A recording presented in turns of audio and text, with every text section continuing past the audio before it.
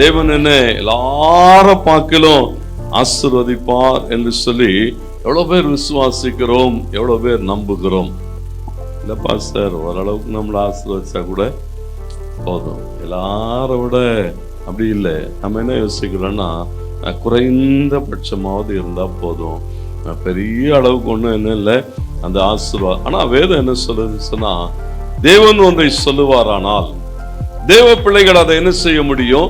சுதந்தரித்துக் கொள்ள முடியும். எஸ்தர் 4:12 வசனத்திலே வாசிக்கிற போது மர்கதாய் எஸ்தரை பார்த்து சொல்லுகிறான், இந்த ராஜ மேன்மை என்ன மேன்மை பாருங்களேன். ஒரு சாதாரண ஒரு சராசரி நிலைமையிலே வாழ்ந்து கொண்டிருந்த ஒரு பெண், அவளுடைய வாழ்வு இப்ப எப்படி மாறி போயிருக்குன்னு சொன்னா, சகல ஜனங்களை பார்க்கிலும், அந்த தேசத்தில் இருந்த சகல ஸ்திரீகளை பார்க்கிலும் எஸ்தர் ராஜமேன்மையுடையவளாய் மாறுகிறார். ஒன்றுமில்லாத எஸ்தர் அந்த தேசத்திலிருந்து எல்லாரை பார்க்கிலும் ஆசீர்வதிக்கப்பட முடியுமானால் கர்த்தர் நம்மை ஆசீர்வதிப்பார். ஏன்னா தேவனுடைய ஆசீர்வாதம் வெறும் எஸ்தருக்கு உண்டானது மாத்திரம் அல்ல.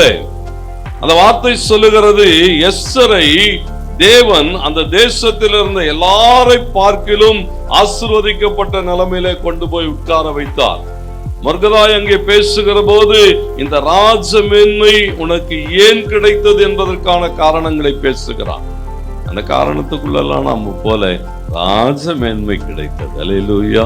ஆண்டவர் என்ன செய்வார் நம்முடைய வாழ்விலும்? அப்போ பாருங்களேன், ஒவ்வொரு வாக்குத்தத்தங்களும் நிறைவேறும்.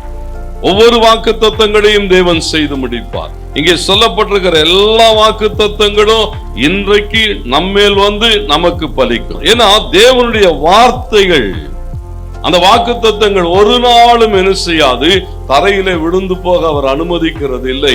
ஒவ்வொரு நாளும் அது தேவ பிள்ளைகள் மேலதான் வந்து விடும். அல்லேலூயா. அப்போ இந்த ஆசீர்வாதங்கள் பாருங்க, சொல்லப்பட்ட எல்லாம் நம்முடையதுதான், நமக்கானதுதான், நம்மிடத்துல வந்து சேருகிறவைகள் தான், நமக்காக கொடுக்கப்பட்டவைகள் தான். அப்போ இவைகளை சுதந்தரித்துக் கொள்வது எப்படி? ஆண்டவர் அததான் சொல்லுகிறார், இதெல்லாம் உனக்கு நான் கொடுக்கிறேன். ஆனா ஆண்டவர் என்ன எதிர்பார்க்கிறாராம்? முதல் காரியம் சொல்லப்பட்டிருக்கிறது, தேவனுடைய ஜனங்களாக தேவ கட்டளைகளின்படி நடக்கிறதனுடைய மேன்மையை குறித்து அந்த வார்த்தை சொல்லுகிறது. தேவனுடைய கட்டளைகளின்படி நடக்கிற போது என்ன செய்யப்படுமா? இந்த ஆசீர்வாதங்கள் எல்லாம் வந்து சேரும். இரண்டாவது அங்கே சொல்லப்பட்டிருக்கிறது, தேவனுடைய சத்தத்துக்கு என்ன செய்ய வேண்டி இருக்கிறதா? உண்மையாய் செவி கொடுக்கிற போது இந்த ஆசீர்வாதங்கள் எல்லாம் வந்து சேரும். மூன்றாவது சொல்லப்பட்டிருக்கிறது, தேவ பிள்ளையாய் தேவனுடைய குணாதிசயங்களோடு கூட நீ வாழ்கிற போது இந்த ஆசீர்வாதங்கள் எல்லாம் உனக்கு வந்து உண்மையிலே பலிக்கும்.